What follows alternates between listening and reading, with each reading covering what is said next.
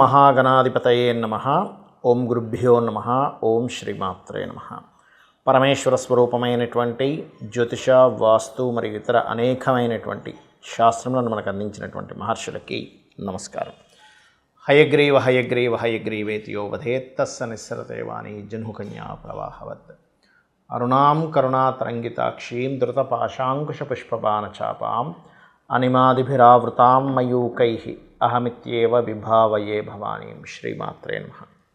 ప్రేక్షకులకి ఆ లలితాంబిక అమ్మవారి యొక్క అనుగ్రహం పరిపూర్ణంగా కలగాలని మనస్ఫూర్తి కోరుకుంటూ మనం ఈరోజు ఈ వార ఫలితాల్లో 23 ఫిబ్రవరి నుంచి మార్చి 1వ తేదీ వరకు ఉన్నటువంటి గ్రహస్థితి ఏ విధంగా ఉంది, మరియు ఈ గ్రహస్థితి మూలంగా ద్వాదశ లగ్నముల వారికి, లగ్నం తెలియని వారు రాశిని చూసుకోండి, ఎటువంటి శుభ ఫలితములు జరగనున్నాయి, ఏ విషయాల పట్ల జాగ్రత్త వహించాలి, మరియు ఏ పరిహార మార్గం చేసుకోవాలి.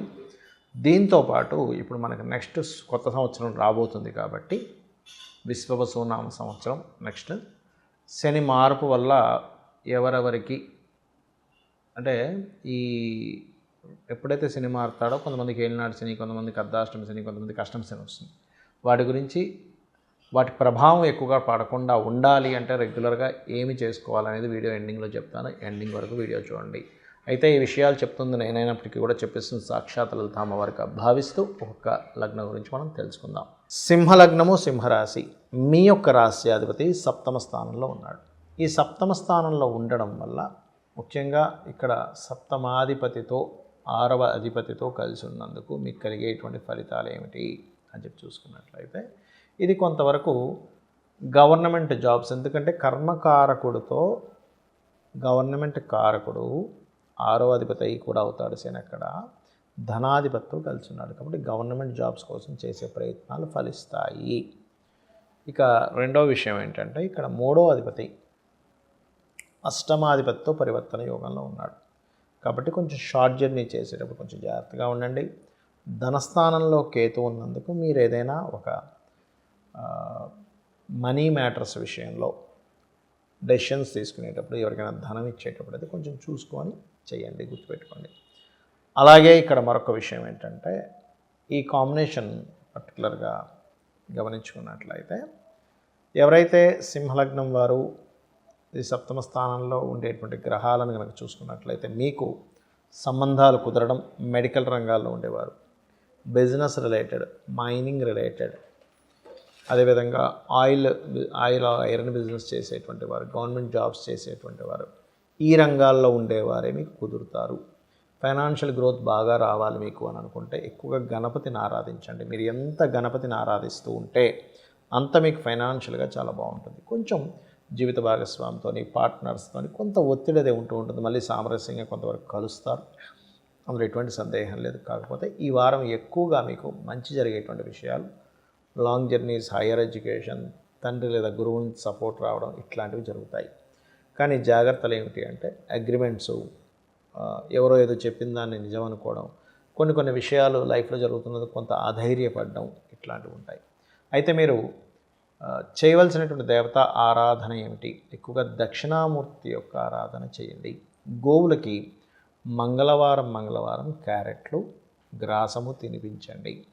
అదేవిధంగా సంబంధాలు సప్తమ స్థానంలో చూడ్డానికి సప్తమాధిపతి అక్కడే ఉన్నాడు, లగ్నాధిపతి సప్తమంలో ఉన్నాడు, కుటుంబాధిపతి ఉన్నాడు. ఇది కొంతవరకు ఈ వివాహ సంబంధించిన విషయాలను పాజిటివ్గా కూడా ఇస్తుంది. కానీ అక్కడ స్ట్రెస్ లేకుండా మీకు వివాహ సంబంధించిన విషయంలో బాగుండాలి, ధన సంబంధించిన విషయంలో బాగుండాలి అనుకుంటే వివాహం అవ్వడానికి ఓం కామేశబద్ధ మాంగళ్య సూత్రశోభిత కందరాయే నమః అనే నామస్మరణ చేయండి. రెండవది ఫైనాన్షియల్గా బాగుండడానికి ఓం సంపత్కరీ సమారూఢ సింధుర వ్రజసేవితాయే నమః అనే నామస్మరణ చేయండి. అన్ని విధాలా మీకు బాగుంటుంది. చాలామంది ఎక్కువగా భయపడేది దేనికంటే శని మహాదశ వస్తున్నా, లేదా ఏలినాడు శని, అర్ధాష్టమి శని, అష్టమి శని వస్తున్నా సరే చాలా డిప్రెస్లోకి వెళ్ళిపోతూ ఉంటారు. అంటే ఇంకా నాకు లైఫ్ లేదనో, లేకపోతే ఇంకేమీ కలిసి రాదనో అనేటువంటిది. కానీ ఎక్కడా శాస్త్రంలో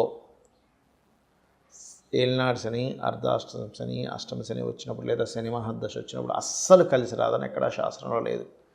ఇది నేను ఛాలెంజింగ్గా చెప్తున్నాను. ఇక్కడ ఉన్నది ఏమిటి అనేది మనం బాగా అర్థం చేసుకోవాలి.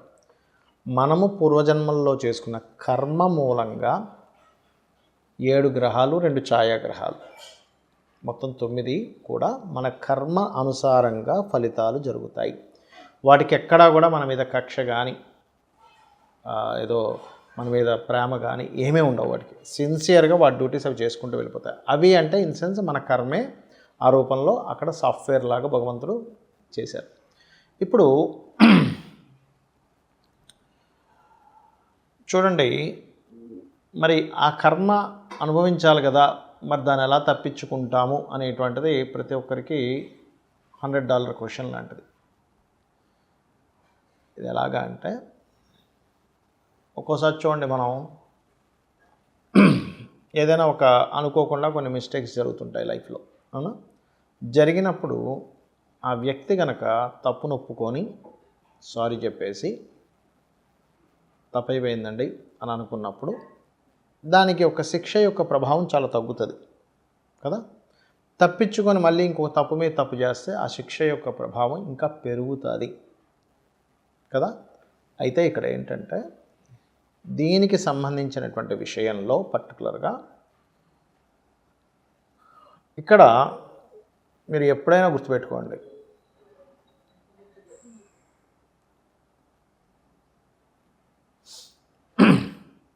ఈ కాంబినేషన్ ఏలినాడు శని, అర్ధాష్టమ శని, అష్టమ శని వచ్చినప్పుడు కొన్ని జాగ్రత్తలు తీసుకుంటే దీని నుంచి బయటపడతారు. ఎలాగా అంటే, 12వ స్థానంలో అంటే చంద్రుడి నుంచి 12వ స్థానంలో శని సంచారం జరిగేస్తారు. దాన్ని ఏలినాడు శని ప్రారంభం అంటారు. రాశిలోకి వస్తే మధ్యలో ఉందంటుకుంటారు, 2లోకి వస్తే కుటుంబ స్థానం ధన స్థానంలోకి వచ్చిందంటారు.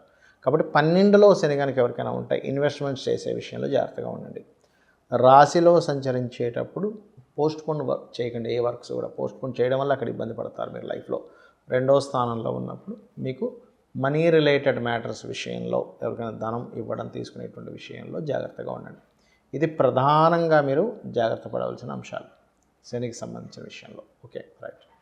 ఇక రెండవది ఏంటంటే, ఇక్కడ గమనించుకున్నట్లయితే అర్ధాష్టమ శని నడుస్తుందంటే 4లో శని జరిగేటప్పుడు వాహనాలు, గృహాలు కొనుగోలు చేసేటప్పుడు లేదా కన్స్ట్రక్షన్ చేసేటప్పుడు కొంత జాగ్రత్తగా ఉండండి. ఇక అదే అష్టమ శని అన్నప్పుడు విషయాలు లేట్ అవుతూ ఉంటాయి. ఇవన్నీ ఎందుకు అవుతుంటాయి? మరి ఇలాగే జరగాలంటే మీ పర్సనల్ చార్ట్లో కనుక మహాదశ, అద్భుతమైన మహాదశ, అద్భుతమైన అంతర్దశ నడుస్తున్నప్పుడు ఇవి యాజ్ ఇట్ ఈజ్ ఇలాగే అనుభవించాలని లేదు అనేది విషయం మీరు ఫస్ట్ గుర్తుపెట్టుకోండి. మరి దీనికి పరిహారం ఏమిటి? చాలా సింపుల్గా ఒక 5 స్టెప్స్ చెప్తాను.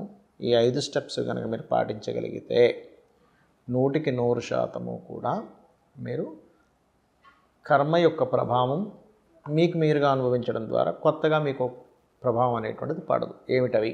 1, ఎవరికైనా సరే శని యొక్క ప్రభావం తీవ్రంగా ఉంది, మీ జన్మజాతకంలో పూర్వజన్మ కర్మ వల్ల ఆ రకంగా ఇబ్బంది పడుతున్నారు అనుకునేటువంటి వారు మొట్టమొదటిగా మీరు చేయవలసింది ఏంటంటే, ఎక్కువగా నిద్రపోకూడదు. అంటే ఎప్పుడు రాత్రిపూట నిద్రపోకూడదు అని కాదు, పగటిపూట ఎక్కువగా నిద్రపోకండి. అది ఎవరు ఈ యొక్క విషయం అందరికీ వర్తించదు, స్త్రీలకి వర్తించదు. ఎందుకంటే పొద్దున్నే లేచి వాళ్ళ ఇంటి పనుల్లో ఉండి మధ్యాహ్నం ఒక అరగంట పడుకోవాలనుకుంటారు. చిన్నపిల్లలకు వర్తించదు. అంటే 3 సంవత్సరాలు 5 సంవత్సరాల పిల్లలు ఉంటారు, వాళ్ళకి వర్తించదు. బాగా ఏజ్డ్ పర్సన్స్ 60 దాటిన వారు 60, 70, 80, 90 ఏళ్ళు ఉంటారు, వాళ్ళకి ఎనర్జీ సరిపోదు. అలాగే రోగిష్ఠులకి వర్తించదు ఈ రూలు. యువకులకి అంటే ఒక 15 ఏళ్ల వయసు నుంచి దాదాపుగా ఒక 55 ఏళ్ల వయసు వరకు కూడా, అంటే నడి వయసు ఉంటుంది 50, 55 అంటే, అలాంటి వారికి మాత్రం ఈ రూల్ వర్తిస్తుంది. వీరు ఎక్కువగా నిద్రపోతున్నారు మధ్యాహ్న సమయంలో అంటే శని ప్రభావం పెరుగుతుంది వీళ్ళ మీద. Okay, right. ఎందుకంటే మీరు పాట ఒకటి ఉంది, మత్తు వదలరా నిద్ర మత్తు వదలరా, ఆ మత్తులోన పడితే గమ్మత్తుగా చిత్తవుదురా అనేటువంటిది ఎన్టీ రామారావు గారిది, ఒక ఓల్డ్ సినిమాది. అంటే ఏంటి? నిద్ర మత్తు కూడా మనల్ని ఇబ్బంది పడుతుంది, గుర్తుపెట్టుకోండి. ఇక రెండవది, ఉదయము సాయంత్రము దేవతారాధన, దేవుడికి దీపం పెట్టడం, ఏదైనా ఆలయానికి వెళ్ళడం కనీసం ఒక్కసారైనా రోజుకి చేస్తూ ఉంటే మీకు పాజిటివ్ ఆరా, దేవతా సంబంధించిన ఆరా ఎప్పుడైతే మీకు కంటిన్యూస్గా ఉంటుందో నెగటివ్ ఆరా అనేటువంటిది మీకు ఎంటర్ అవ్వదు లోపలికి, గుర్తుపెట్టుకోండి. 2. ఇక మూడవది, మీకు దగ్గరలో గోశాలలు కనుక ఉన్నట్లయితే గోవులకి వెళ్ళి చక్కగా గోధుమ రవ్వ, బెల్లము ప్రధానంగా గోవుకు పెడుతూ ఉండండి శనివారాలు. ఇక మరొక పాయింట్ ఏంటంటే, మీకు దగ్గరలో శివాలయం కనుక ఉన్నట్లయితే వీలున్నప్పుడల్లా కూడా శనివారం నాడు ఆయిల్ని, దీపారాధనకు వాడే ఆయిల్ని అక్కడ దానంగా ఇవ్వండి. దీపారాధనకు వాడుకోమని టెంపుల్లో ఇచ్చేసేవచ్చు, తీసుకుంటారు కూడా దీపారాధనకు భగవంతుడి కంటే. అలా గనక చేసినట్లయితే, ఈ పాయింట్లు చేసినట్లయితే నేను చెప్పినటువంటివి ఖచ్చితంగా దోషం పోతుంది. దీంతోపాటు ఇంకొక అద్భుతమైనటువంటిది లలితా సహస్రనామాల్లో ఒక నామం ఉంది. అదేమిటి అంటే ఓం అనాకలిత సాదృశ్య చుబుకశ్రీ విరాజితాయై నమః అని చెప్పి చేసుకోవచ్చు. 100%, 100% మీకు ఏదైతే ఈ శనికి సంబంధించిన, శని అంటే మళ్ళీ మీరు నెగిటివ్ కోణంలో చూడకండి, మీ కర్మే శని అంటే ఎక్కడో ఉన్నది కాదు, మీ కర్మే ఆ రూపంలో వచ్చి ఇబ్బంది పెడుతుంది అందరికీ, మీకు నాకు అందరికీ కూడా. ఇక్కడ మీరు అనాలిసిస్ చేసుకోవాలి, ఓహో నేను పాస్ట్ లైఫ్లో ఇది ఎవరికో ఇబ్బంది పెట్టుంటాను, నా ద్వారా ఎవరో ఇబ్బంది పడి ఉంటారు, సో అందుకని అది రిటర్న్ వచ్చి ఇక్కడ నేను అనుభవిస్తున్నాను అనేటువంటి దాంతో భగవత్ ఆరాధనలో భగవంతుడికి ప్రతిదీ సమర్పించుకుంటూ మీరు కనుక చేసినట్లయితే 100% మీరు ఆ కర్మ చక్రం, కర్మ బంధం, కర్మ కారకుడి యొక్క శని నుంచి బయటపడడం జరుగుతుంది.